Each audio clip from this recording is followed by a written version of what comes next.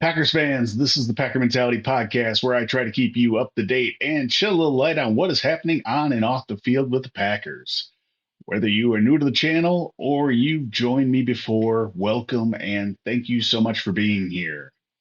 Before we get going, please help me build this channel. Take a minute to subscribe, hit the like button, and follow me on social media when we're all done at Packer Mentality.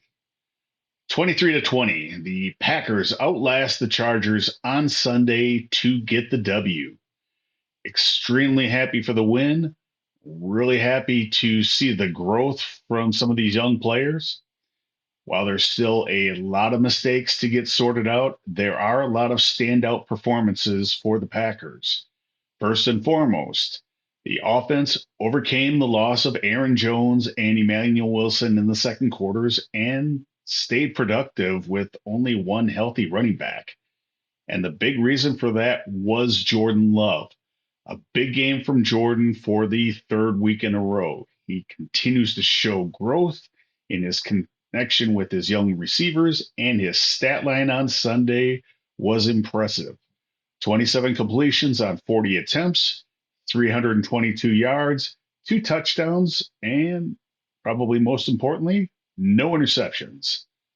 This marks the first time in nearly 2 years that a Packers quarterback has surpassed the 300-yard mark, something that Aaron Rodgers did not do at all last season. Love's ability to make crucial throws under pressure was critical in this game. The ball was spread around with an impressive 10 different players making receptions. Of course, it wasn't flawless, and I haven't seen the game film, but I do have a couple criticisms right now.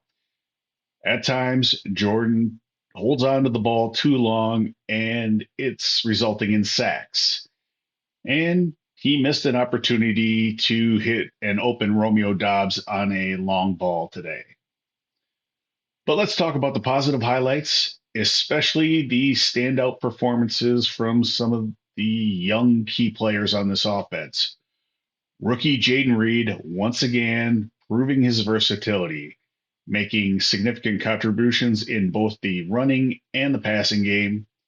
He had a 32-yard TD run and led the team in rushing with 46 yards on just 3 carries. Couple that with 4 receptions for 46 yards, and it's an impressive stat line. Could Jayden Reed be on his way to being better than Randall Cobb and possibly being a star wide receiver for the Packers? Certainly on a good start for Jayden Reed, and looking forward to seeing what he does. Fellow rookie Dontavian Wicks left his mark with 3 receptions for 91 yards, including a sensational 35-yard reception where he broke a tackle and turned a short pass into a big gain. Romeo Dobbs demonstrated his growth and connection with Jordan Love with a 24-yard TD catch. And Christian Watson got in on the action with a touchdown catch of his own. Tucker Kraft narrowly missed a highlight reel catch and tightrope run for a touchdown, and where he just barely stepped out of bounds. And last but not least, Malik Heath celebrated his first NFL catch. So congratulations to Malik. The scoreboard might suggest a strong defensive effort from the Packers, allowing only 20 points on Sunday, but don't let that fool you. It wasn't a result of a dominating performance or a meticulously crafted game plan. In typical fashion, the appearance of a stout defense was more of a mirage. The Packers' run defense continues to look like the weak link, giving up a whopping 150 yards on the ground, with 73 of those coming from Justin Herbert. And the culprit, pretty much the same as we've seen in previous weeks: missed tackles and an inability to bring down the quarterback on sacks. all playing a significant role into padding that ugly stat line. Now let's give credit where it's due. It was the Chargers offense who seemed determined to sabotage their own success. Crucial dropped passes, some of which could have resulted in first downs, and others that might have been certain touchdowns. It was a case of the Chargers doing everything in their own power to shoot themselves in the foot. Here's the kicker: the Packers defense, yet again, couldn't hold on to the lead in the fourth quarter. After the Packers took the lead 16-13, the Chargers responded with not one, but two long and seemingly too easy drives. So picture this: Packers take the lead. The very next Chargers possession starts at their own 25-yard line. First play, a 38-yard pass. Second play, a 21-yard pass. Third play, a 14-yard pass. And now they're on the Packers' 2-yard line. And the defense only catches a break because Austin Eckler slips and then fumbles.